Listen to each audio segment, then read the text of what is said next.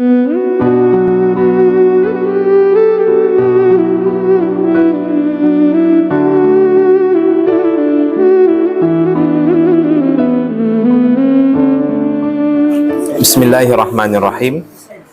Assalamualaikum warahmatullahi wabarakatuh.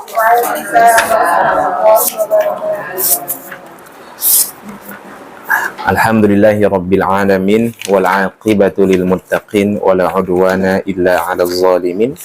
Asyhadu an la ilaha illallah wahdahu la syarikalah wa asyhadu anna sayyidana Muhammadan 'abduhu wa rasuluh. Subhanaka la ilma lana illa ma 'allamtana innaka antal alimul hakim.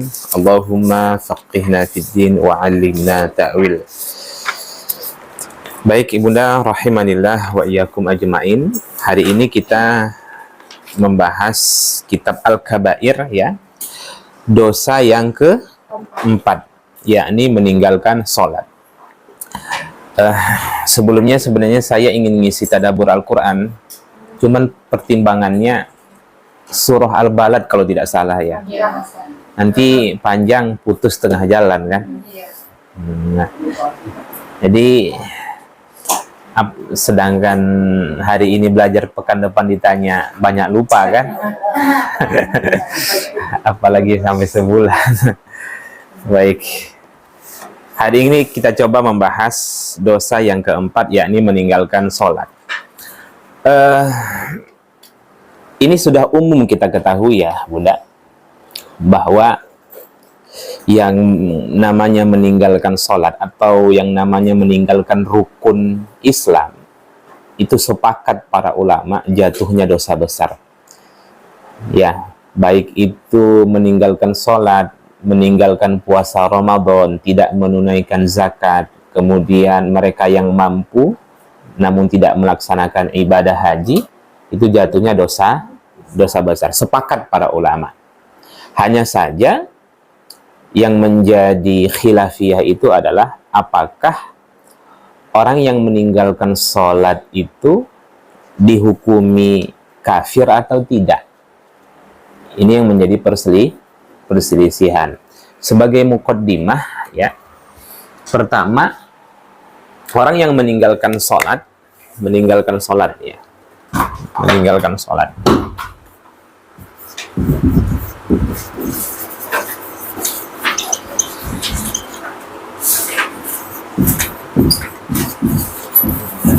Nah, ini secara umum dibagi kepada dua.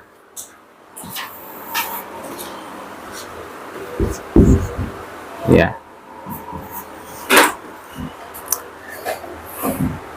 Satu, mengingkari kewajiban.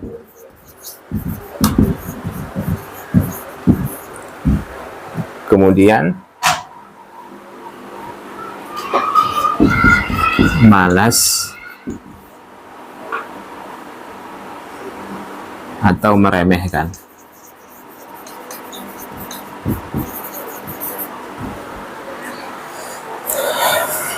Mohon maaf, 3 ya. Satu lagi.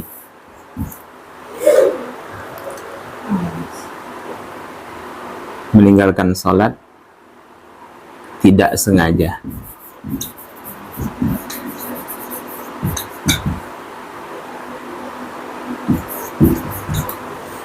Jadi beragam orang meninggalkan sholat itu, bunda. Ada mengingkari kewajiban sholat itu, menganggap bahwa sholat itu tidak wajib. Kalau dia menganggap sholat itu tidak wajib, berarti dia sudah menghilangkan salah satu dari rukun Islam. Ini sepakat para ulama kafir,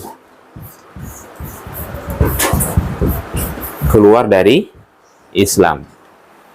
Siapa saja orang yang mengaku dirinya beriman, namun dia mengatakan bahwa sholat wajib itu tidak ada, atau dia merubah hukum sholat fardu itu menjadi sunnah.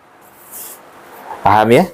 Merubah hukum sholat fardu itu menjadi sunnah. Ini sepakat para ulama, dia keluar dari Islam. kafir. Nah, kemudian yang kedua, kita bahas di sini dulu. Orang yang meninggalkan sholat itu karena malas atau meremehkan. Nah, ini yang sering terjadi ya di kalangan kaum muslimin. Kalau mengikut Imam Hanbali ya, Hanbali ini keluar dari Islam, kafir. Adapun Imam Maliki, Hanafi,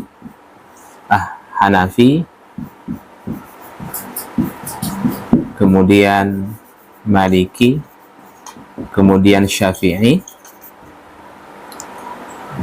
fasik.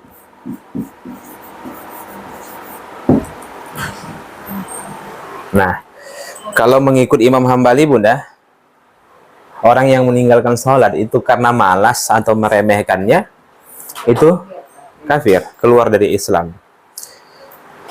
Nah, adapun menurut Imam Hanafi, Maliki, dan Syafi'i, mereka tidak kafir, tapi fasik. Dihitung mereka tetap Islam, tapi dihitung orang yang ahli maksiyah, ya, buat maksiat secara terang-terangan dan terus-menerus. Itulah fasik itu, ya.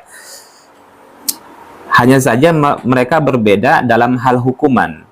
Kalau mengikut Imam Hanafi, orang yang meninggalkan sholat itu karena malas atau meremehkannya, hukumannya dipenjara.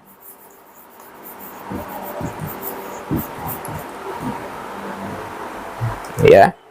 Adapun menurut Imam Maliki dan Syafi'i, ini hukumannya dibunuh.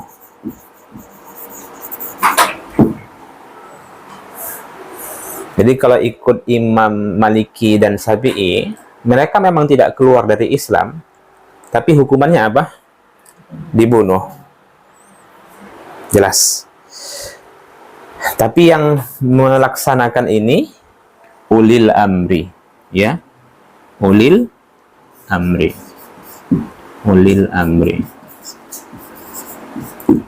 pemerintah yang berdasarkan syariat Islam. Jadi kalau andai kata negeri ini totalitas menjalankan syariat Islam, banyak nggak orang dibunuh?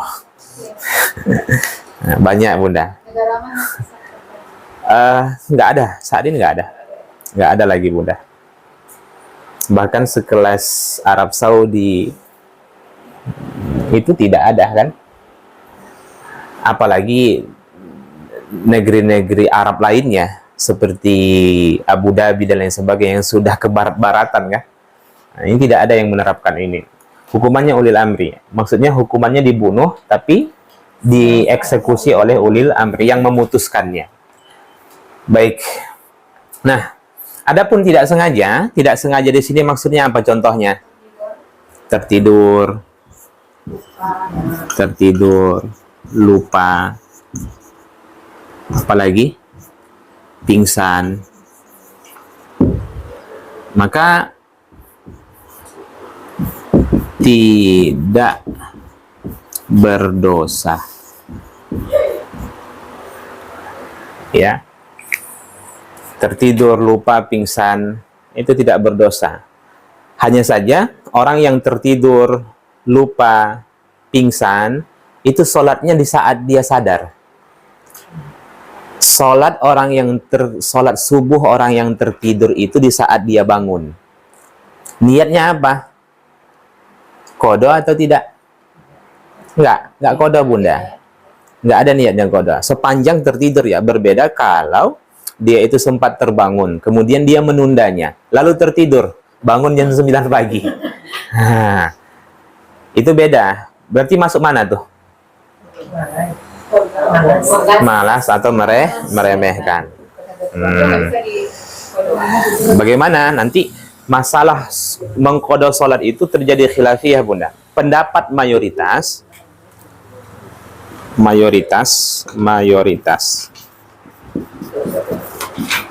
Ya. Meninggalkan sholat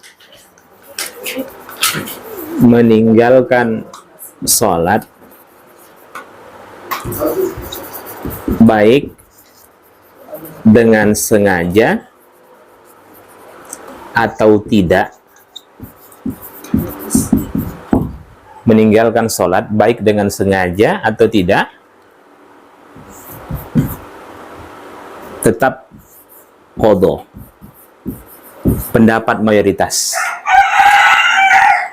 Apapun sholat-sholat yang lalu dia tinggalkan bunda, baik itu sengaja atau tidak, atau mungkin karena dia tidak tahu, seperti menganggap dia menunda mandinya, ya kan? Itu banyak kasus-kasus perempuan yang sebenarnya dia suci di jam tengah 6 sore, dia menganggap sholat asarnya sudah habis, padahal sholat orang yang haid itu sampai benar-benar tenggelam matahari secara sempurna. Nah, sehingga dia saat itu meninggalkan sholat karena apa? Tidak sengaja, dalam hal karena ketidaktahuannya. Maka wajib diqadha. Jelas ya? Orang yang sebenarnya dia sudah suci di jam 12 malam, tapi malas, nanti ajalah pas mau subuh. Pas mau subuh, biar nanti sekalian mandi subuh gitu kan. Itu masuk tuh bunda, karena ketidaktahuan. Tapi kalau dia tahu dia langgar, maka masuk kemari nih, malas atau meremehkan. Nah, adapun pendapat minoritas seperti Ibnu Hazm, Syekh Shalih Al-Utsaimin, dan ulama-ulama kontemporer lainnya mengatakan yang diqadha itu, qadha hanya berlaku bagi, secara singkatnya, sholat yang ditinggalkan dengan tidak sengaja. Tidak sengaja. Pendapat minoritas ya, bahwa qadha sholat itu hanya berlaku bagi orang yang meninggalkan sholat karena tidak sengaja. Tertidur, lupa, pingsan, atau karena dia tidak tahu bahwa sebenarnya sholatnya masih ada, waktu sholatnya masih ada, ini qadha. Sedangkan yang tidak qadha ya, taubat. Kemari ya, taubat bagi yang sengaja. Nah, bagi orang yang meninggalkan sholat itu karena malas atau meremehkannya, itu bukan diqadha, tapi malah taubat. Ini yang disampaikan oleh Ibnu Hazm, Syekh Shalih Al-Utsaimin. Berarti dia cukup bertaubat, berjanji tidak mengulang kembali. Nah, kita ikut pendapat mayoritas atau minoritas? Dalam hal ini Ustadz minoritas lah. Dalam hal itu mayoritas. Ikut mayoritas dalam bentuk kehati-hatian bunda. Saya menghimbau kepada bunda, ikut pendapat mayoritas ini, tingkat kehati-hatiannya lebih tinggi. Karena yang menyampaikan ini adalah 4 imam langsung. Imam Hanafi, Imam Maliki, Imam Syafi'i, Imam Hambali. Jelas ya, diqadha bunda. Dan masalah qadha sholat ini nanti ada bab khusus ya. Ada bab khusus. Intinya, mengqadha sholat itu tidak harus di waktu sholat tersebut. Boleh di waktu kapan saja, sepanjang bukan di waktu sholat, waktu-waktu sholat yang terlarang. Seperti matahari tepat di atas kepala, kemudian matahari tenggelam, itu kan waktu-waktu terlarang sholat. Berarti selain itu, boleh. Di saat matahari terbit di situ kan kita dilarang sholat. Nah, nanti kan sudah matahari meninggi, sholat syuruk itu kan setelah matahari meninggi. Nah, jadi jangan pas begitu terbit langsung sholat, itu waktu terlarang. Sepanjang itu boleh. Mau sholat subuh dilaksanakannya di waktu zuhur, sholat zuhur dilaksanakannya di waktu maghrib, atau sholat maghrib dilaksanakannya di waktu subuh, itu boleh. Yang namanya qadha itu maknanya bukan mengganti. Mengganti itu namanya badal. Qadha itu melaksanakan sholat di luar waktunya. Paham ya Bunda? Badal haji, ada qadha haji. Hah? Apa Bunda? Niatnya niat mengqadha saja. Paham ya? Jadi ini sudah umum, sudah kita ketahui, dan saya rasa pun Bunda ketika menghadiri majelis-majelis ilmu di luar sana sudah menyampaikan hal yang demikian kan. Hanya saja yang menjadi khilafiyah itu nanti apakah harus dijaharkan ketika dia mengqadha sholatnya di waktu jahar, padahal yang dia qadha itu sholat sir. Paham? Yang contoh yang tinggal itu sholat zuhur, kemudian dia qadha di waktu maghrib. Sekarang sholat zuhur itu dijaharkan atau disirkan? Hah? Nah, sebahagian ulama berpendapat dijaharkan mengikut waktu sholat yang dia qadha. Mengikut waktu sholat yang dia qadha, bukan masalah waktu sholat zuhurnya, tapi waktu zuhur itu memang disirkan, zuhur dan asar. Karena kan sudah tidak lagi kita sholat di luar waktu, kita tidak sholat lagi pada waktunya. Pendapat yang lain mengatakan mengikut sholat yang dia qadha. Berarti kalau sholat maghrib itu dia qadha di waktu zuhur, sholat maghrib itu dijaharkan. Iya kan, bagi Apa Bunda? Bagi laki-laki dan perempuan juga demikian. Kan perempuan kalau menjaharkan sholat, apakah perempuan itu menjaharkan bacaan sholatnya?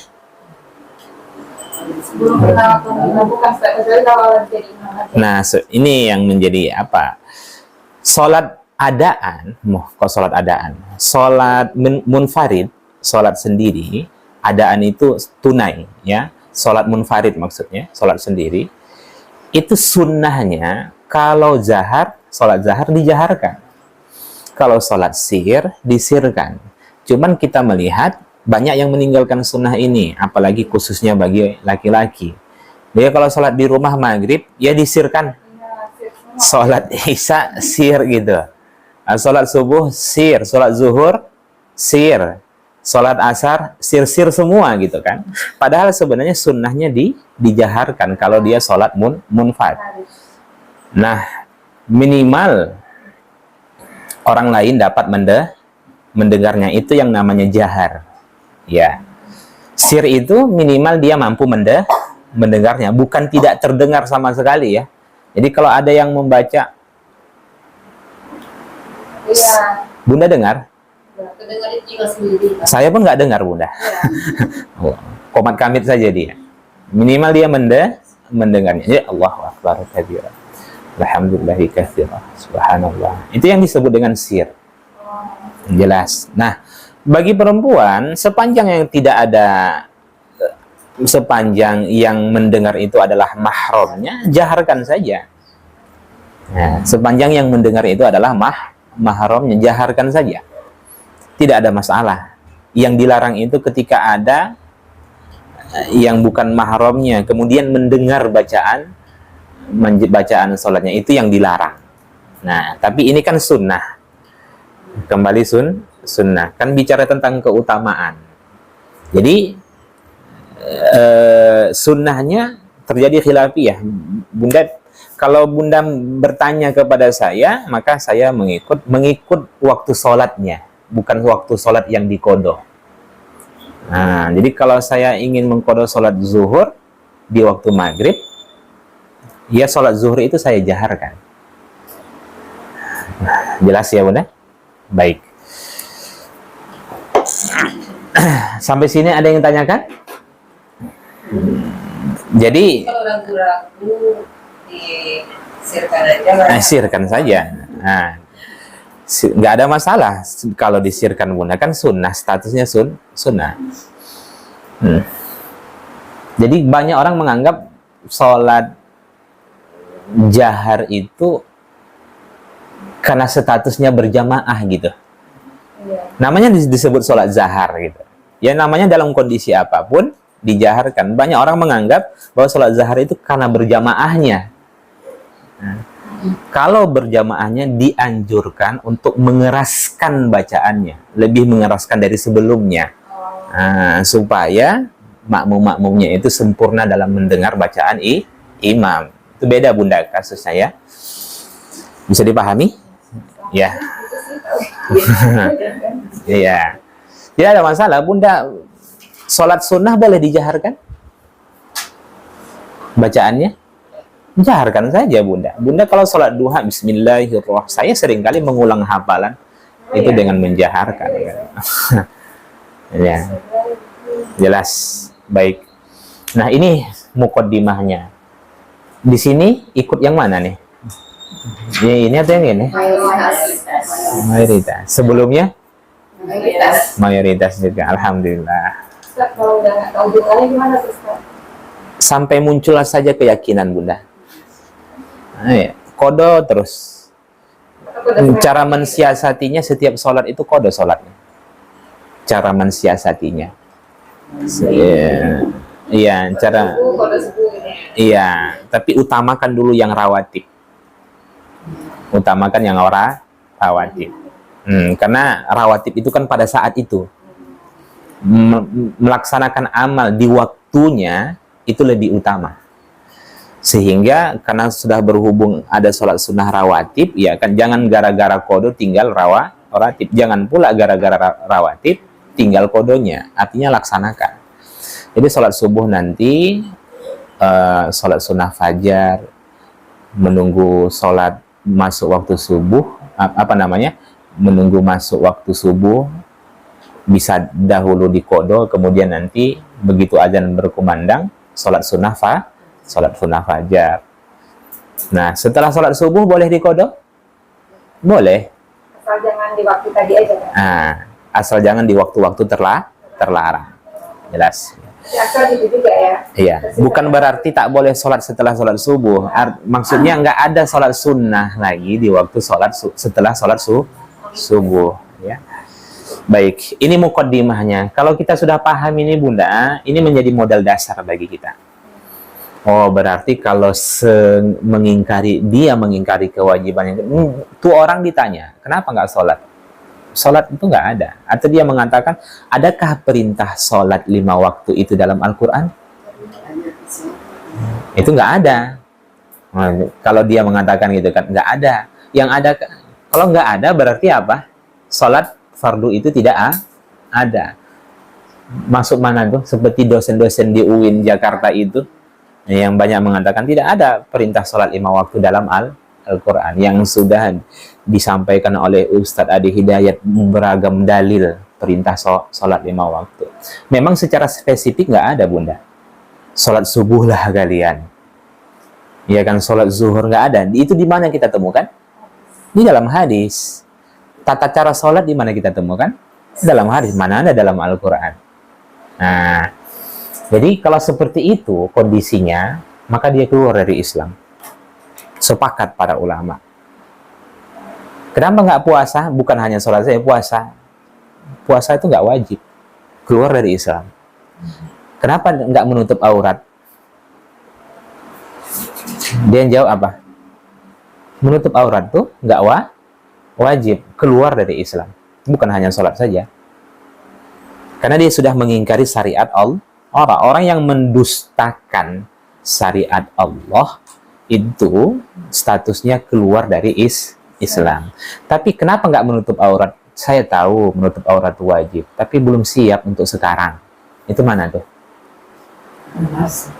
Malas meremehkan. Jatuhnya dosa besar, konsekuensinya fasik saja. Orang yang membagikan warisan tidak sesuai dengan syariat Islam, karena mengingkari kewajiban waris itu, tidak adil Islam itu. Masa perempuan 1, laki-laki 2, itu keluar dari Islam udah.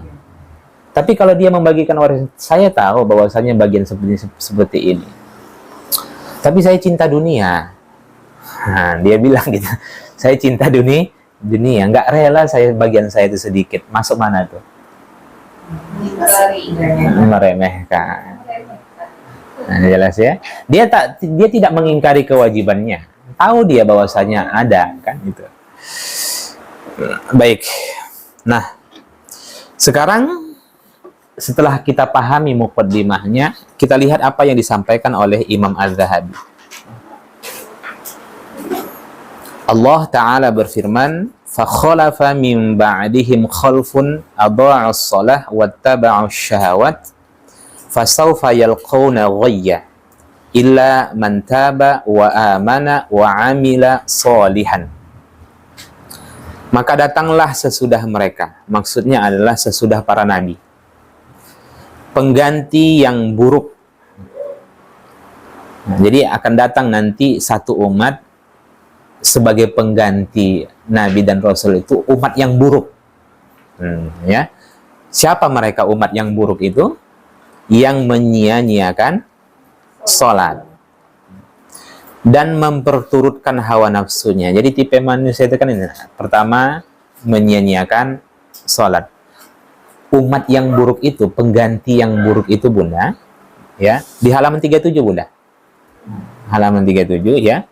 Satu, apa? Orang yang menyia-nyiakan sholat. Kemudian, orang yang memperturutkan hawa nafsunya. Apa yang nafsunya mau?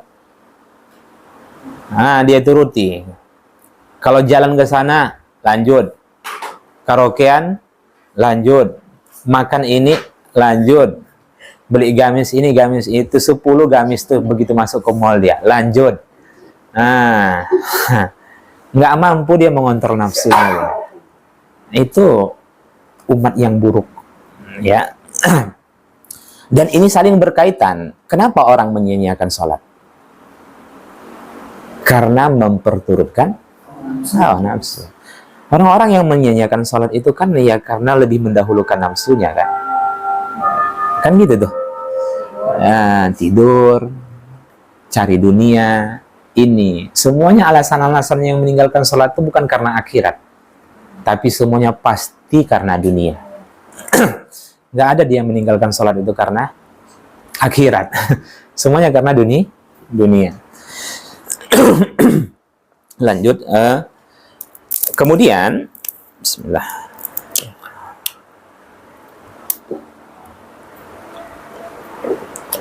Maka mereka kelak akan menemui kesesatan. Maksudnya apa? Hidup mereka itu akan disesatkan oleh Allah Subhanahu wa Ta'ala. Bisa kita mengatakan Allah itu menyesatkan kita? Kita yang menyesatkan diri kita atau Allah yang menyesatkan kita? Kedua-duanya, Bunda. Allah menyesatkan kita karena kita sendiri yang menyesatkan diri kita. Bisa dipahami? Coba Bunda buka surah At-Taubah ayat 46. Lebih jelas lagi. Surah At-Taubah ayat 46.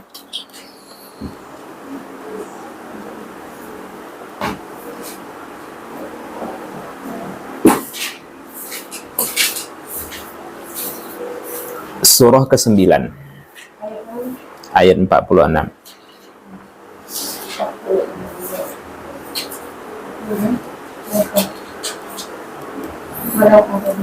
Nah, ketemu ya?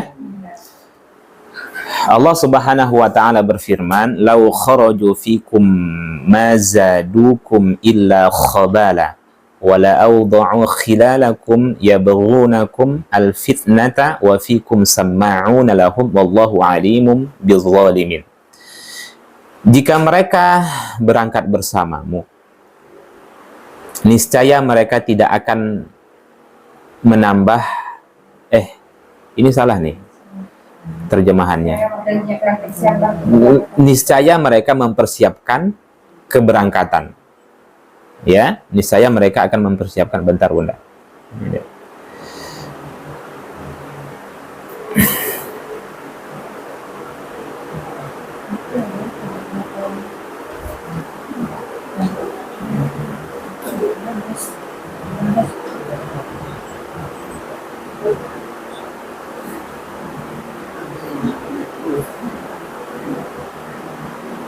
Coba dibaca dulu, Bunda.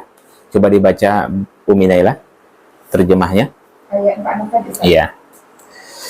Dan jika mereka mau berangkat, niscaya mereka menyiapkan persiapan untuk keberangkatan itu. Bentar, sampai sini dulu. Begini, ayat ini bercerita tentang keadaan orang-orang munafik pada perang Tabuk yang terjadi pada tahun 9 Hijriah antara Nabi, penduduk Madinah dengan orang Romawi. Ya, jadi ketika terjadinya perang Tabuk, kemudian orang-orang munafik yang ada di Madinah ini, mereka meminta izin kepada Rasulullah SAW agar tidak berangkat dengan berbagai alasan. Iya kan? Dengan berbagai alasan. Kemudian Allah sampaikan bahwasanya andai kata mereka berangkat, memang niat benar-benar berangkat, tentu mereka akan mempersiapkan bekal mereka untuk berperang kan? Tapi orang-orang munafik itu tidak mempersiapkan. Memang dari awal mereka tidak ingin berangkat. Jelas ya? Nah, kemudian lanjut. Tetapi Allah tidak menyukai keberangkatan mereka. Allah, kalaupun mereka berangkat, Allah nggak suka dengan keberangkatan orang-orang munafik ini. Kenapa, Bunda? Jawabnya, karena kalau mereka berangkat, mereka akan merusak pasukan. Bagaimana di sekumpulan orang-orang yang teguh keimanannya ada di situ orang munafik, itu kan merusak tuh. Terjadinya perang Uhud itu, kalahnya kaum muslimin itu kan karena banyaknya orang-orang munafik dalam perang itu kan, menggunting dalam libatan kan, itu akan merusak pasukan muslimin. Nah, makanya Allah tidak menyukai keberangkatan orang-orang munafik. Lanjut. Maka dia melemahkan keimanan mereka dan dikatakan kepada mereka, tinggallah kamu bersama orang-orang yang tinggal itu. Nah, Allah mengatakan karena memang Allah tidak suka dengan keberangkatan mereka ini, Allah lemahkan mereka. Allah buat malas mereka untuk berangkat. Kemudian Allah sampaikan kepada Nabi, sampaikan kepada mereka, biarlah kalian tinggal di Madinah. Apa kaitannya dengan apa yang kita sampaikan saat ini? Bahwa terkadang yang membuat kita malas beribadah itu Allah. Pemicunya kita dulu. Iya, berawal dari kita, Bunda. Nah, jadi kalaulah orang munafik itu berangkat, mereka akan mendapatkan kebaikan banyak.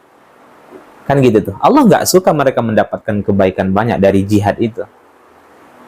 Itu sama seperti kasus ketika masuknya bulan Ramadan, di saat mayoritas kaum muslimin itu sedang semangat-semangatnya beribadah, baca Qur'annya 1 hari 1 juz, sholat beragam, sholat sunnah dia lakukan, infak demikian. Tapi ada segelintir orang yang begitu besar rasa malasnya untuk melaksanakan ibadah-ibadah itu. Jangan katakan karena bisikan setan, karena nafsu. Bisa saja memang Allah nggak suka dia mendapatkan kebaikan di bulan Ramadan. Allah nggak suka dia mendapatkan keutamaan di bulan Ramadan. Kenapa? Karena selama ini dia hidup bergelimang dengan dosa, tapi nggak mau bertobat. Dia buat yang soleh dan dengan yang salah itu berjalan beriringan gitu. Dia nggak pernah menyesalinya. Dia tetap lakukan dosa itu, tapi ketaatannya juga jalan. Makanya ketaatan itu bermasalah jadinya. Jadi nggak boleh, hati-hati. Kalau sudah kita ini dibuat malas oleh Allah beribadah, sudahlah. Selesai sudah. Kalau bahasa kampung yang kiamat sudah. Bagaimanapun cara kita untuk semangat nggak bisa. Kalau sudah disesatkan Allah, seluruh makhluk ingin memberi petunjuk kepada orang tersebut nggak akan bisa. Tapi kalau Allah sudah memberi hidayah, seluruh makhluk ingin menyesatkannya nggak akan bisa. Maka berhati-hati, jangan meremehkan dosa. Nah, jangan meremehkan dosa, jangan menganggap kan bisa bertaubat. Hati-hati, kalau sudah nanti dampak dari dosa itu nanti muncul, nanti dibuat malas oleh Allah, itulah ngaji malas, tilawah malas, sholat sunnah malas, ya kan, semuanya ibadah-ibadah malas dia lakukan. Kalaupun dia lakukan ibadah itu, pasti bermasalah. Karena memang Allah nggak mau dia mendapatkan kebaikan-kebaikan yang banyak. Berawal dari apa? Iya, dosa-dosanya, kemunafikan yang ada di dalam dirinya. Pantaskah kita mengatakan diri kita ini orang munafik? Maka jawabnya bisa. Karena di dalam sholat kan kita sudah berjanji kepada Allah. Inna sholati wa nusuki wa mahyaya wa mamati lillahi rabbil alamin. Bahwa sholatku ya Allah, seluruh ibadah yang aku lakukan, hidupku, apa saja yang engkau amanahkan dalam hidupku, wa mamati, bahkan ajalku, semuanya aku dedikasikan kepadamu ya Allah. Aku hidup bukan karena suamiku, aku hidup bukan karena anakku, aku hidup bukan karena orang lain, aku menjalin silaturahim bukan karena kepentingan dunia, kepentingan kelompok, kepentingan nasional, tapi kepentingan atas dasar perintah Allah. Kan berjanji kita itu. Tapi fakta yang ada di lapangan apa? Kan munafik itu, Bunda. Jadi jangan jauh-jauh cari orang munafik. Jangan-jangan di dalam diri kita ini banyak kemunafikan. Begitu benci dia, begitu ada orang yang melakukan satu kesalahan kepada dirinya, tapi dia tak pernah membenci dirinya yang hari-harinya pernah melakukan kesalahan kepada orang lain. Begitu benci dia ketika ada orang berbuat dosa, tapi dia tak pernah membenci dirinya bahwa setiap hari dia melakukan dosa. Ada masalah abnormal, Bunda. Ya kan? Baik. Jadi hati-hati, jangan sampai gara-gara kita meremehkan dosa-dosa itu, malah kita pada akhirnya disesatkan oleh Allah Subhanahu wa Ta'ala. Ya. Namun Allah memberikan kabar bahagia, apa itu? Kecuali orang-orang yang bertaubat, beriman dan beramal soleh. Masih besar harapannya itu untuk tidak disesatkan oleh Allah. Masih besar harapannya itu bahwa dosa-dosa menyia-nyiakan sholatnya itu diampuni oleh Allah Subhanahu wa Ta'ala. Sekarang kita pahami apa yang dimaksud dengan menyia-nyiakan sholat, sampai Allah mengatakan itulah pengganti yang jelek, pengganti yang buruk, umat yang buruk. Ya, lihat di sini apa yang disampaikan oleh Ibnu Abbas. Ibnu Abbas berkata, maksud mereka menyia-nyiakan sholat bukanlah mereka meninggalkan sholat secara total, bukan karena dia nggak sholat, Bunda. Tapi maksud menyia-nyiakan sholat ini, pengganti yang buruk itu adalah yang akan disesatkan oleh Allah kalau dia tak bertobat. Tapi mereka adalah orang yang selalu mengakhirkan sholat dari waktu-waktunya. Bukan meninggalkan sholat, dia sholat, tapi selalu mengakhirkannya. Wah, bahaya sekali, Bunda. Kalaulah orang yang mengakhirkan waktu sholat itu disebut celaka oleh Allah Subhanahu wa Ta'ala, bagaimana orang yang meninggalkan sholat secara total, tak sholat sama sekali, kan? Ini menjadi pelajaran penting, Bunda. Ya, kecuali orang yang mengakhirkan sholatnya itu karena ada uzur. Kalau ada uzur, maka dia tidak termasuk kategori orang yang adha'us sholah, orang yang menyia-nyiakan sholat. Seperti apa yang uzur itu? Seperti sedang menghadiri majelis ta'lim. Paham ya, Bunda? Majelis ta'lim, kemudian mereka sepakat untuk mengundur sholatnya, seperti yang dilaksanakan di Masjidil Haram, Masjid Nabawi, itu boleh. Karena kan kedua-duanya ibadah. Dan kedua-duanya statusnya wajib. Ya, daripada meninggalkan salah satunya, lebih baik laksanakan kedua-duanya. Kan gitu tuh. Nah, lagian yang namanya mengakhirkan waktu sholat itu kan tidak terlalu lama. Masih waktu ikhtiar. Masih waktu utama. Ya sekitar setengah jam atau 1 jam setelah sholat. Di luar waktu sholat subuh dan maghrib ya. Nah, boleh mengakhirkan sholat isya sampai jam 9. Boleh. Tapi karena adanya uzur. Seperti apa? Mungkin seperti dia tidak mendapati air. Karena para ulama kita menyampaikan bahwa lebih utama mengakhirkan sholat tapi dengan air daripada menyegerakan sholat dengan tayamum. Itu kaedahnya Bunda. Lebih utama mengakhirkan sholat dengan air daripada menyegerakan sholat dengan tayamum. Nah, kemudian apalagi seperti kasus-kasus yang lainnya, menghadiri majelis ta'lim atau jama lagi safar, ya kan? Itu kan bagian dari termasuk kegiatan mengakhirkan gitu kan. Jamak takhir itu kan mengakhirkan tuh Bunda. Tapi jangan katakan setiap orang yang selalu mengakhirkan waktu sholat itu termasuk orang yang celaka. Tidak. Karena ada uzur. Tapi yang namanya uzur Bunda, kaedahnya nggak tiap hari. Yang namanya uzur itu nggak tiap hari. Itu kalau sudah tiap sholat selalu diakhirkan, itu nggak uzur tuh, malas tuh, udah malas tuh namanya ceritanya tuh. Nantilah tiap hari gitu, 5 tahun dia, 10 tahun dia, atau 30 tahun hidup selalu kayak gitu.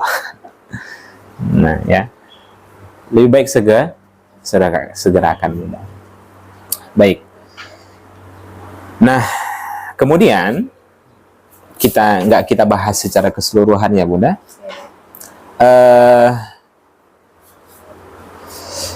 Lihat di sini, kita baca halaman 37 juga. Paragraf ketiga, ya, Sa'id bin Musayyib, imamnya para tabi'in berkata, maksudnya ialah tidak mengerjakan sholat zuhur hingga datang waktu asar. Ini terjadi khilafiyah. Jadi sholat zuhurnya itu kapan? Udah masuk rokaatnya di waktu asar. Allahu Akbar, azan. Selalu seperti itu. Sholat asar hingga datangnya waktu maghrib. Tidak sholat maghrib hingga datangnya waktu isya. Tidak sholat isya hingga datangnya waktu subuh. Dan tidak sholat subuh hingga terbitnya matahari. Maka barang siapa mati dalam keadaan seperti ini, kata beliau, dan tidak bertobat, Allah menjanjikan untuknya ghayyi. Apa makna ghayyi? Yaitu sebuah lembah di neraka jahanam yang sangat jauh kedalamannya dan makanannya sangat menjijikkan. Nah, jadi itu hukuman bagi orang-orang yang sholat, bukan hukuman orang-orang yang meninggalkan sholat. Jadi hukuman orang-orang yang sholat. Makanya kan dalam surah Al-Ma'un itu yang disebut celaka bukan orang yang meninggalkan sholat kan, tapi bahkan lihat itu bentuk kalimatnya, lil musallin.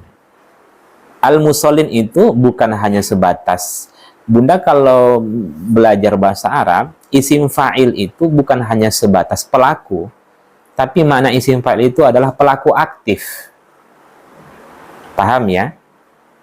Bisa dipahami. Katib, penulis, itu bukan hanya pelakunya, tapi dia memang hari-harinya menulis. Meninju dengan petinju beda kan? Kalau meninju bisa sekali, ya 2 kali gitu. Tapi kalau petinju kan beda tuh Bunda. Al-musallin itu bukan hanya sebatas celaka orang-orang yang sholat. Celakalah orang-orang yang konsisten melaksanakan sholatnya. Itu maksudnya Bunda. Dia tiap konsisten melaksanakan, tapi makanya Allah sebutkan ciri-cirinya apa? Itu kan alladzina hum an sholatihim sahun, lalai, selalu mengakhirkannya, yuraun, tapi sholat riya. Sholat tapi riya gitu. Itu orang-orang yang celaka. Kalau begitu bagaimana dengan orang yang tidak sholat? Nggak usah disimpulkan lagi Bunda. Nah, udah tahulah kemana kita kesimpulannya itu.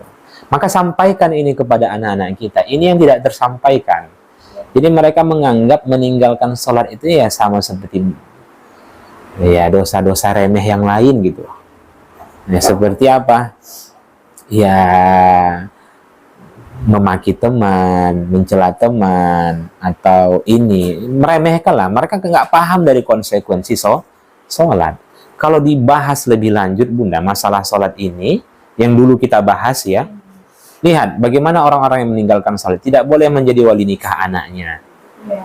Kebayang nggak seorang ayah itu biologisnya, padahal anak biologis, tapi nggak bisa menjadi wali nikah anak perempuannya. Gara-gara apa? Tidak salah. Nggak sholat. Kalau kita ikut Imam Hambali, Bunda, nggak boleh ayahnya itu menerima warisan kalau anaknya meninggal. Kalau ayahnya meninggalkan sholat, ikut Imam Hambali. Terlepas khilafiyahnya, tapi menunjukkan sampai kenapa Imam Hambali begitu kan? Karena begitu besarnya konsekuensi dari sholat, begitu besarnya dosa orang yang meninggalkan sholat itu. Sampai-sampai, ya, kalau anak meninggalkan sholat, ayahnya menjaga sholat, ayahnya meninggal, warisan ayahnya itu nggak boleh ke anak itu. Gara-gara apa? Terhalang tak sholat. Makanya kalau bicara tentang bab waris, itu ada pembahasan tuh khilafiyah tuh. Salah satunya orang yang nggak sholat nggak boleh menerima warisan. Orang yang nggak sholat nggak boleh masuk ke tanah haram sebelum dia bertaubat dulu. Berjanji dia kalau ingin dibolehkan masuk ke tanah haram, berjanji dulu dia bahwa setelah ini dia tidak akan pernah meninggalkan sholat. Harus seperti itu dulu sebelum dia bertobat, karena konsekuensinya sudah kafir. Nggak boleh orang kafir itu masuk tanah haram, kan gitu tuh. Kalau sudah konsekuensinya kafir, berlakulah konsekuensi bagi orang kafir. Menerima warisan orang kafir itu boleh, mewarisi dari orang kafir boleh, nggak boleh. Ayah kafir, anak Islam, boleh ayah menerima anak itu menerima warisan dari ayahnya? Nggak boleh. Boleh orang kafir itu menjadi wali nikah? Nggak boleh. Boleh orang kafir itu masuk tanah haram? Nah, ya. Boleh orang kafir itu menjadi saksi? Jadi berhati-hati Bunda, ya. Sampaikan ini ke anak kita. Ya. Lanjut. Kalau kita merasa dulu pernah meninggalkan sholat, taubat. Tapi tak cukup dengan taubat. Qadha.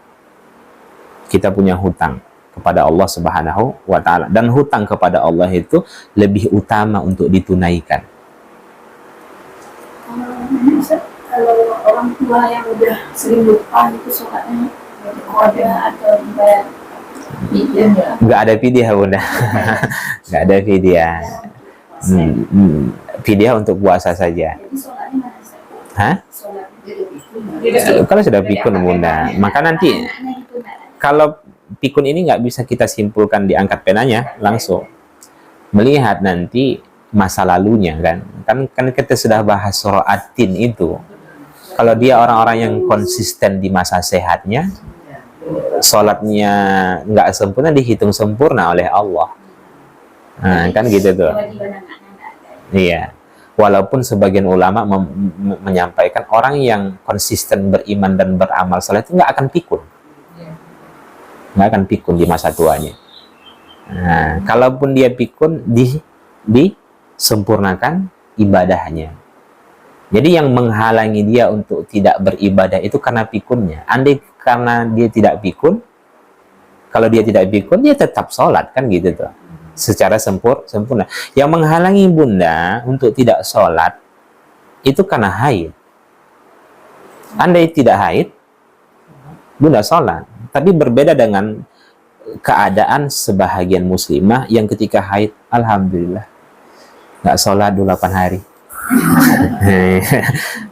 Itu orang-orang yang seperti itu nggak dapat tuh, sudah pasti. Karena ada rasa bahagia dia di saat dia tidak lagi menjalankan perintah Allah. Nah, maka berhati-hati. Baik, jam berapa sudah?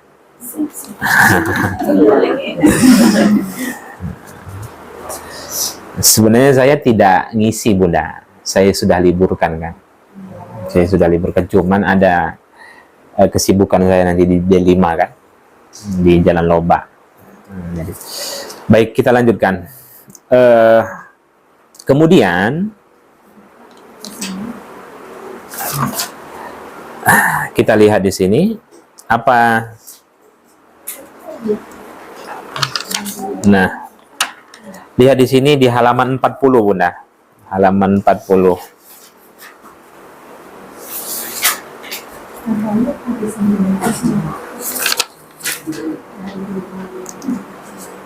Paragraf paling bawah.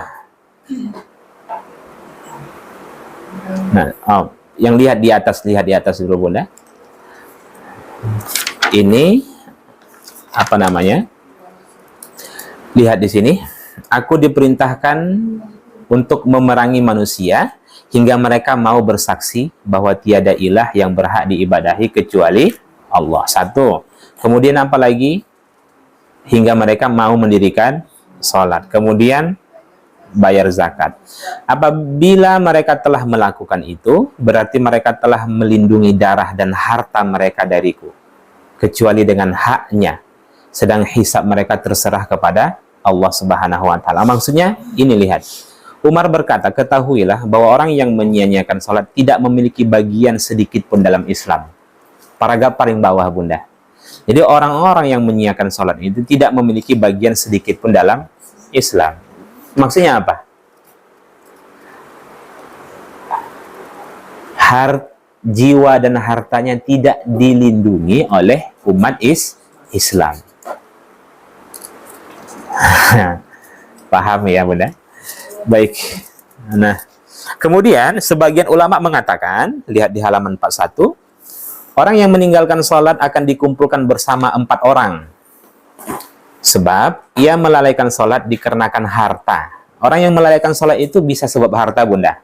Yang kedua bisa sebab kekuasaan. Bisa pula sebab kementerian, kekuasaan kementerian, ya. Bisa pula sebab perniagaan atau perdagangan. Iya kan? Nggak lepas dari itu tuh Bunda. Kalau dia meninggalkan sholat karena hartanya, ia akan dikumpulkan bersama korun. Korun itu kan durhaka gara-gara apa? Harta. Jika dia lalai sholatnya karena kekuasaan, ia akan dikumpulkan bersama Firaun. Firaun itu durhaka gara-gara apa? Kekuasaan. Jika lalai sholat karena kekuasaan kementerian, maksudnya pejabat di bawah presiden lah, ya, ia akan dikumpulkan bersama Haman. Haman itu kan penasehat Firaun Bunda. Penasehat Firaun. Dan jika lalai sholat karena perniagaan, ia akan dikumpulkan bersama Ubay bin Khalaf, seorang pedagang kafir di Makkah. Jadi dia ini adalah orang-orang munafik, ya, yang meninggalkan sholat gara-gara perniagaannya Bunda.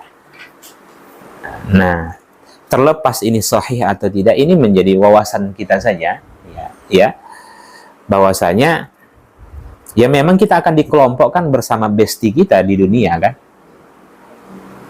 Ada tuh seorang artis, nggak apa-apalah masuk neraka, bisa ketemu dengan Jackie Chan. Selama di dunia kan nggak bisa ketemu sama Jackie Chan, Jet Li, artis-artis Korea dan lain sebagainya. Kan itu semua nanti kan di neraka. Kalau saya masuk neraka, saya kan ketemu dengan mereka. Ada tuh Bunda. Parah benar ya. Tapi pun demikian, semoga Allah memberikan hidayah kepada beliau. Ya. Kemudian apa lagi Bunda?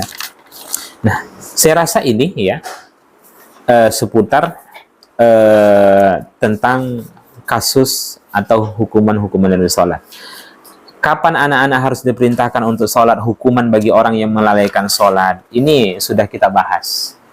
Jadi kesimpulan dari buku ini Bunda, orang yang meninggalkan sholat itu dia sudah mendapatkan hukuman pada 3 tempat: dunia, alam barzakh, kemudian alam akhirat. Jadi jangan simpulkan bahwa hukuman orang yang meninggalkan sholat itu dia akan dihukum di alam barzakh atau nanti ketika hari kebangkitan. Di dunia sudah dihukum dia. Apa bentuk hukumannya di dunia? Apa Bunda? Hukumannya ada 2. Bisa dengan hukuman fisik, paham ya? materi, yang sifatnya materi. Bisa pula memang Allah halangi dia dari kebaikan yang banyak. Itulah hukuman. Jadi hari-harinya nggak baca Quran, hari-harinya terhindar dari kebaikan. Padahal begitu banyak sinyal-sinyal kebaikan yang Allah hadirkan kepada dirinya.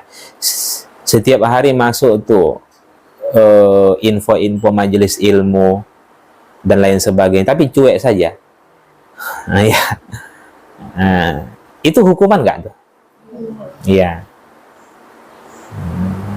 Nah, jadi nggak ada alasan bagi kita untuk tidak mengupgrade wawasan kita, Bunda. Karena majelis ilmu sekarang ada di mana-mana. Dulu sekelas Imam Bukhari, Imam Muslim, dan imam-imam yang lainnya, untuk mencari satu hadis itu harus mereka pindah negeri. Untuk mencari satu hadis saja, mereka harus hijrah ke Makkah untuk mendapatkan satu hadis. Kita semuanya sudah terhimpun, Bunda. Itu pun masih malas baca kitab hadis. Dulu orang kalau ingin baca Quran itu bagaimana? Harus dekati penghafal Quran. Harus dekati penghafal. Dulu kan Al-Quran belum ditulis. Sekarang dibuat emas Al-Quran tuh. Emas dalam apa namanya? Dalam arti negatif, bukan dalam arti positif ya. Ya, maksudnya apa? Kita kalau emas itu kan, Bunda, kita beli mahal-mahal, kita simpan. Nah, kan setelah itu ada waktu tertentu nanti buat lagi gitu kan. Itulah kasus banyak kaum muslimin beli Al-Quran mahal-mahal, masukkan ke lemari, kunci. Pas yasinan atau sakit, baru buka. Dia buat Al-Quran itu seperti emas. Dia hargai, Bunda, tapi hanya sebatas itu saja. Nggak dia baca, nggak dia pahami. Ya, baik. Jangan sampai kita seperti orang yang menjadikan Al-Quran seperti emas. Baik, sampai sini ada yang tanyakan? Nah, secara singkat ini, Bunda, ini panjang loh. Panjang. Tapi muaranya hanya pada apa yang kita sampaikan sebelumnya. Ya. Hadis-hadisnya diulang. Ya kan? Dalil-dalilnya diulang kembali. Baik. Sampai sini ada yang tanyakan? Banyak, Ustaz. Ya. Bu apa? Ini lama nggak hadir, nggak ketemu Bunda Yanti. Bu Yanti, Bu Yanti.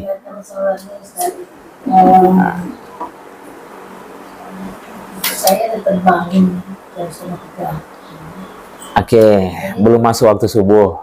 Ya. Kan kita mau sholat tahajud. Tapi malas sudah. Malas bergantung gitu kan. Ya. Tidur lagi. Akhirnya tertidur gitu kan. Itu Nggak, tidak berlaku hukum bagi sholat sunnah, Bunda. Hanya saja itu menunjukkan masih lemahnya iman kita. Nah, paham ya? Masih lemahnya iman kita. Jadi itu tidak termasuk orang yang melalaikan sholat. Dia kan sholat sunnah, statusnya saja sunnah, dianjurkan. Itu kan bonus sebenarnya. Nah, hanya saja perlu di-upgrade, Bunda. Kan sudah berulang kali kita bahas ya, seorang ulama yang bernama Sufyan Ats-Tsauri yang istiqomah melaksanakan sholat tahajud, ya kan, tapi suatu ketika beliau tidak bisa melaksanakan sholat tahajud itu selama 7 malam lamanya, sampai-sampai beliau introspeksi diri, dosa apa yang beliau lakukan, kenapa beliau tidak dibangunkan oleh Allah Subhanahu wa Ta'ala. Sampai teringatlah beliau bahwasanya ketika dia berada di masjid, kemudian dia melihat seorang pemuda yang sholat sambil menangis, terbesitlah di dalam hatinya bahwa pemuda itu sholatnya riya. Nah, jadi beliau memohon ampun kepada Allah, bertaubat kepada Allah, kembali lagi setelah itu, baru Allah buat semangat beliau beribadah. Jadi gara-gara suuzonnya kepada orang, satu kali nggak dibangunkan Allah salat tahajud, yang selama ini beliau istiqomah. Lantas ini menjadi catatan penting bagi kita. Bagaimana kalau jelas-jelas makanan haram, minuman haram, kan gitu tuh, yang sampai menyakiti fisik seseorang, menzolimi orang lain, ya akan berkata-kata kasar dan kotor, sudah pastilah itu akan mempengaruhi ibadah. Kalau sampai terbesit saja dalam hati, ini orang riya, nangis dia sholat gitu kan. Nah, itu membuat dia malas beribadah kan. Jadi kalau kita ini orang-orang yang bercita-cita ingin semangat di dalam mengabdikan diri kepada Allah, maka solusinya hindarkan hal-hal yang membuat kita malas. Kan kita bercita-cita nih untuk maksimal taatnya kan Bunda, hindarkan. Apa itu? Ya, jauhkan diri kita dari hal-hal yang membuat kita malas. Seperti apa? Ya, itulah. Jangan suuzon, jangan makan yang haram, memakai pakaian-pakaian yang haram, dan lain sebagainya. Karena pengaruhnya itu. Pengaruhnya ibadah. Jadi, bagaimana doa kita dikabulkan? Sedangkan kaedahnya doa itu suci, hanya akan berlabuh pada tempat yang suci kan gitu kan. Nggak akan berlabuh di tempat-tempat yang kotor kan. Nah, baik. Tapi terkadang juga banyak yang kotor-kotor itu dikabulkan oleh Allah. Tapi bukan untuk kebaikannya, tapi untuk menegurnya. Bahwa sebenarnya yang kau minta itu selama ini salah. Bisa dipahami? Nah, dulu mungkin kita minta, ya Allah, kayakan suami saya. Tapi dia lupa meminta agar suaminya itu soleh.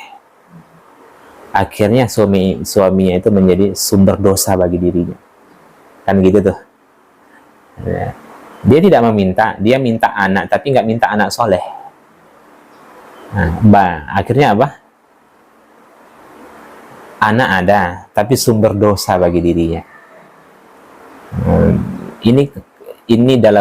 Inilah kalau dampak negatif kalau kita berdoa itu tidak ikut Al-Quran dan Sunnah. Pasti lebay. Coba kalau Bunda berdoa ikut Al-Quran dan Sunnah, pasti itu yang terbaik. Pasti kita diuntungkan oleh Nabi. Pasti kita diuntungkan oleh Allah. Minta tambah umur, makin tambah umurnya makin banyak dosanya. Iya kan? Ada yang salah dalam doanya. Makanya kan, saya sudah pernah ceritakan ya, ketika pemuda Ashabul Kahfi masuk ke dalam gua, mereka minta apa? Minta apa? Ketika pemuda Ashabul Kahfi ke dalam gua. Pemuda Ashabul Kahfi itu kan seorang pemuda. Seorang pemuda. Berapa jumlahnya?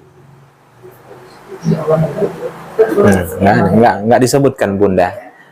Disebutkan dalam surah Al-Kahfi kan Al-Fityah. Al-Fityah itu kan jam'u aqillah. Maksudnya jamak yang kurang dari 10. Ya sudah, bisa 3. Makanya kalau Bunda baca tafsir, ada yang mengatakan 3, ada yang mengatakan 5, ada yang mengatakan 7, ada yang mengatakan 9. Ya sudah, nggak usah berdebat. Tempatnya di mana? Ya nggak usah juga cari tempatnya di mana. Nah, Bunda, walaupun Bunda pergi ke Jordan, mereka mengklaim itu adalah Ashabul Kahfi. Nanti Bunda ke Turki, nanti orang Turki mengklaim juga ini gua Ashabul Kahfi, bukan di Jordan. Nanti ke Irak juga kayak gitu ya. Masing-masing cuan kan. Destinasi wisata kan. Semuanya cuan. Nanti ke Kampar kan, ini gua Ashabul Kahfi ya. Supaya banyak pengunjung gitu kan. Yang bisa kita ambil pelajaran itu bukan melihat siapa pemudanya, bukan melihat berapa jumlahnya dan di mana guanya. Tapi yang diperintahkan Allah kepada kita itu adalah mengambil pelajaran dengan sosok pemuda yang sedang bergejolak syahwatnya, yang latar belakang mereka itu adalah anak-anak orang kaya, tapi mereka tinggalkan semua itu hanya demi satu tujuan, supaya selamat akidah mereka. Anak muda sekarang kalau ada masalah kemana? Ke gua.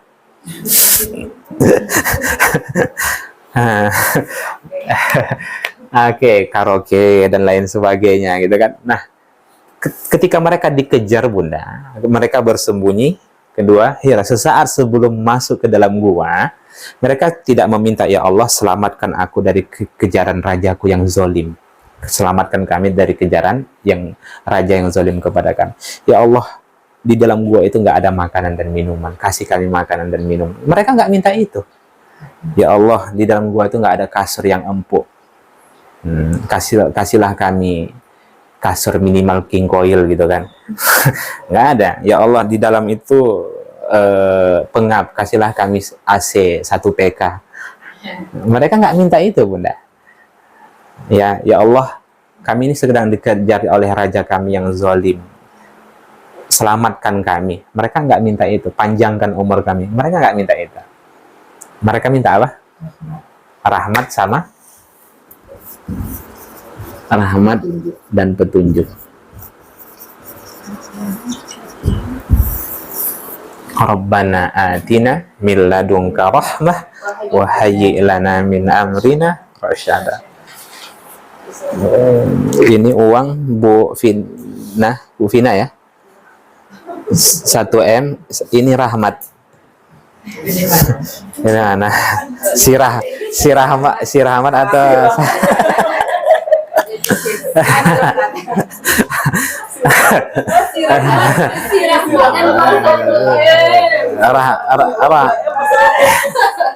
rahmat atau 1 M.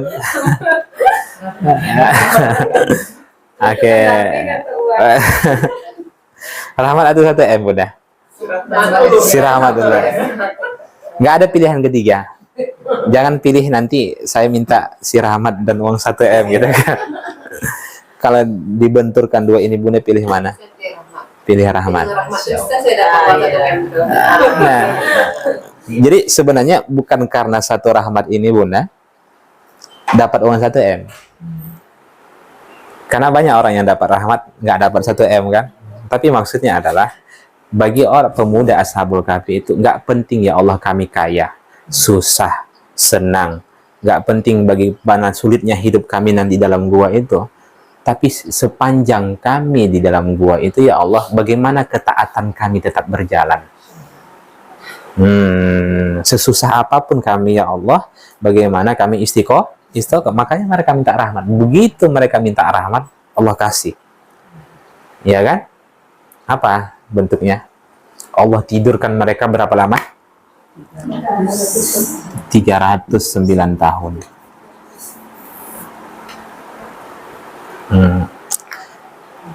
Tidur itu rahmat? Apa rahmat? Nah, ya, tidur itu kan mereka minta rahmat, yang Allah kasih tidur. Di mana rahmatnya dalam tidur? Lelah hilang. Oke, sudah pasti kan? Mereka itu kan Bunda dalam ketakutan. Andai kita kan nggak bisa tidur itu kan karena rasa takut yang begitu berlebihan kan. Coba kalau Bunda ingin tampil besok, sesuatu yang menjadi sakral bagi Bunda, seumur hidup baru kali itu. Malam itu kira-kira tidur nggak Bunda? Mikirkan gimana tampil saya besok nih. Kan gitu tuh.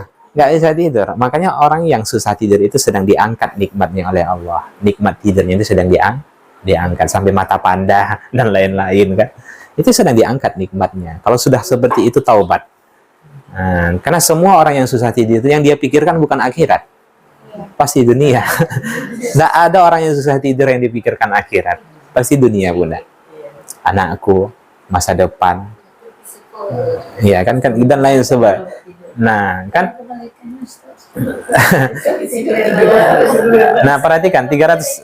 Nah, apalagi rahmat Allah, lelah hilang, rasa takut hilang. Mereka hidup nggak makan dan nggak minum kan? Bisa hidup mereka tanpa makan dan minum?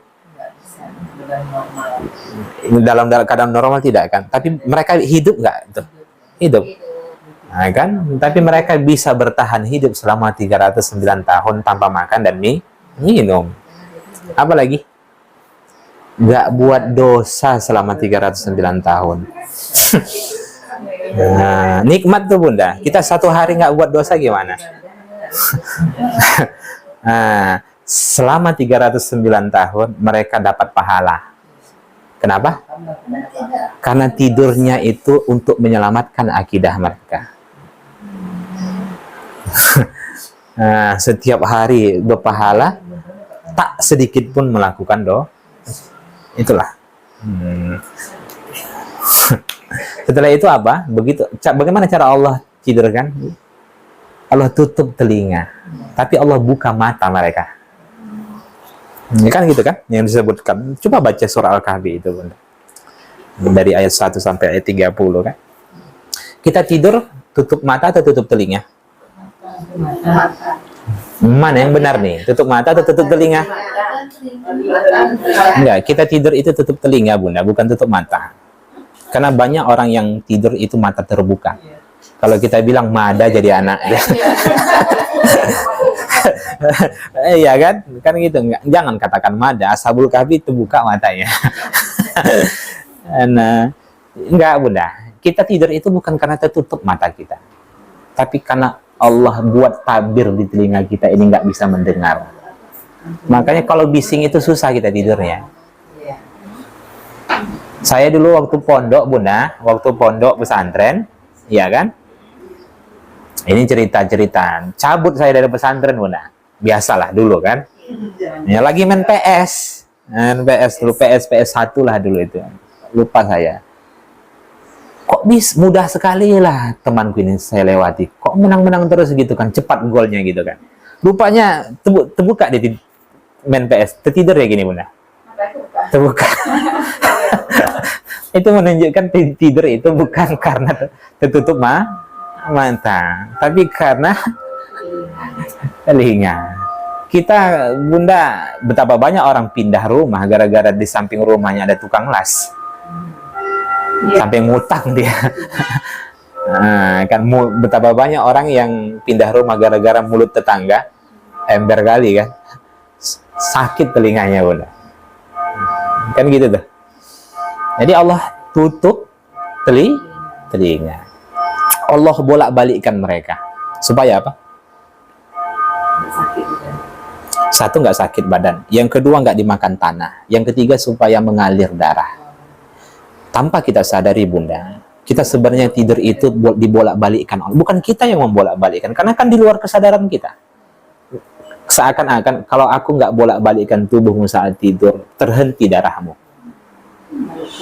Kan gitu tuh. Tapi betapa banyak orang nggak sholat subuh gara-gara tidurnya. Kan gitu tuh. Padahal kalau diuraikan dari tidur itu saja Bunda, ratusan nikmat yang kita terima. Nah, ya. Baru tidur saja.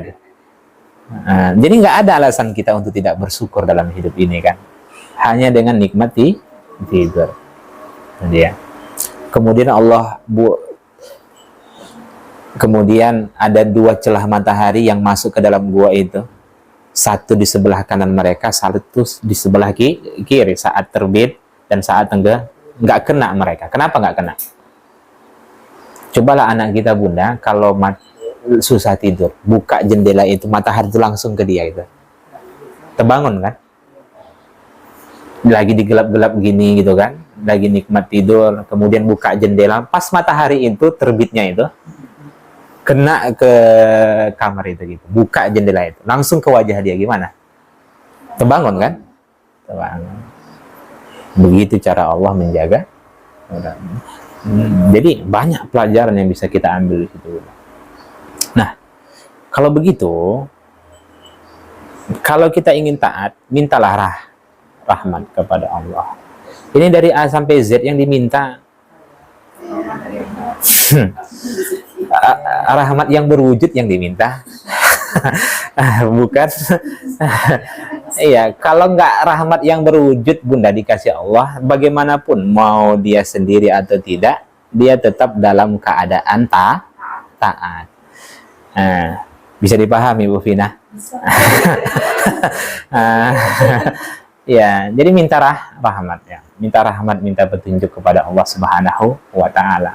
Kalau kenapa mereka minta petunjuk? Karena saat itu mereka sedang ikhtiar bersembunyi ke dalam gua. Seakan-akan begini, ya Allah, kami saat ini sedang berusaha yang baik-baik untuk masuk ke dalam gua ini. Semoga pilihan kami ini sesuai dengan pilihan-Mu. Itulah sebabnya jangan sampai ya Allah pilihan kami ini salah dalam pandangan-Mu. Makanya mereka meminta petunjuk. Jadi kita pun demikian, Bunda. Kalau kita sudah berikhtiar, doa akan wahayyi lana min amrina rasyada. Ya Allah, jangan sampai salah pilihan saya ini. Engkau perintahkan saya ikhtiar, tapi jangan sampai ikhtiar saya ini tak sesuai dengan keinginanmu. Jadi sehingga Allah arahkan kita. Kalau berguru, Allah arahkan kita kemana. Kalau kita bekerja, Allah arahkan kita di mana, supaya kerjaan itu tidak menghalangi ketaatan kita. Dia. Jadi semuanya itu, apapun yang kita lakukan, pasti ada nilai-nilai kebaikannya.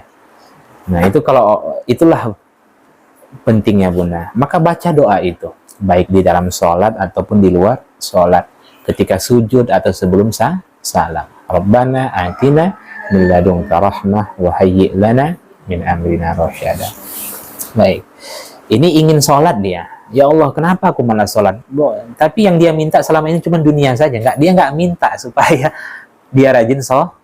Kan salah tuh. Ingin taat, tapi yang dia minta dunia gitu. Ya. Baik.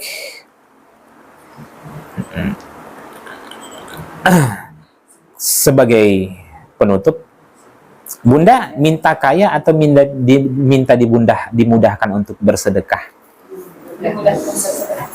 Selama ini yang diminta apa? Dimudahkan bersedekah atau minta kaya? Sebenarnya kalau Bunda minta dimudahkan bersedekah dalam kondisi apapun, Bunda akan mudah bersedekah. Tapi kalau Bunda minta kaya, itulah nanti muncul makin kaya makin pelit dia kan? Jadi sebenarnya kalau memang tujuannya itu untuk kebaikan, kenapa dia nggak minta sedekah? Ya Allah, mudahkan saya bersedekah. Karena kita lihat banyak orang-orang yang finansialnya itu sangat sulit sekali, tapi begitu mudah dia mengulurkan tangannya, kan gitu. Betapa banyak kita lihat orang-orang kaya yang sulit untuk bersedekah. Jadi doanya itu salah gitu. Jadi terkadang, makanya kembali lagi, hati-hati dengan doa itu. Terkadang Allah mengabulkan doa kita itu bukan karena Allah sayang dengan kita, bukan karena pilihan kita itu yang terbaik, tapi Allah ingin tegur bahwa yang kamu minta ini selama ini salah. Jadi kalau bahasa sederhana, Indah, kamu kan minta ini, aku kasih kan? Terus menangis dia, malah petaka bagi dunia semuanya. Ini dia. Baik, minta suami mancung putih, ya kan kaya. Begitu dapat semuanya, ada perangai buruknya. Tukang selingkuh gitu kan. Jadi saya ketemu ada seorang ibu menangis. Dia bertanya kepada saya di depan umum. Setelah apa yang Ustaz sampaikan, baru sadar saya. Selama ini saya minta suami saya itu agar ini, tapi saya nggak minta kebaikan untuk suami saya. Pada akhirnya suami saya itu kanker karena kebiasaan buruknya yang nggak bisa dia tinggalkan. Saya nggak minta supaya agar kebiasaan buruknya itu Allah hilangkan. Baru sadar dia. Kan. Menangis beliau sampaikan itu di depan umum. Jadi penting ya bagi kita, biar singkat tapi padat. Doa itu sebenarnya nggak harus panjang, Bunda. Singkat tapi padat. Rabbana atina fid dunya itu singkat, Bunda, tapi padat. Ya. Baik. Barakallahu fikum jami'an. Ini pertemuan terakhir kita ya, bukan pertemuan terakhir selamanya gitu ya.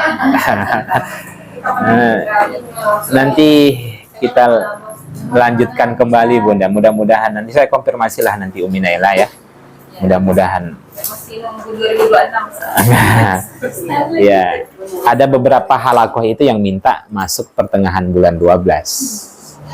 Tapi saya nggak janji apakah saya sudah balik atau tidak. Memang saya pulang itu sekitar tanggal 12 Desember. Tapi seminggu dulu di sana Bunda, baru balik kemari gitu kan. Nanti setelah itu nanti baru kita diskusilah apakah masuk atau tidak. Kalau ternyata nanti halakoh-halakoh kita pada Natalan semua kan. Nah ya tentulah diundur awal Januari gitu kan. Nah, canda tuh udah. Baik. Assalamualaikum warahmatullahi wabarakatuh. Waalaikumsalam.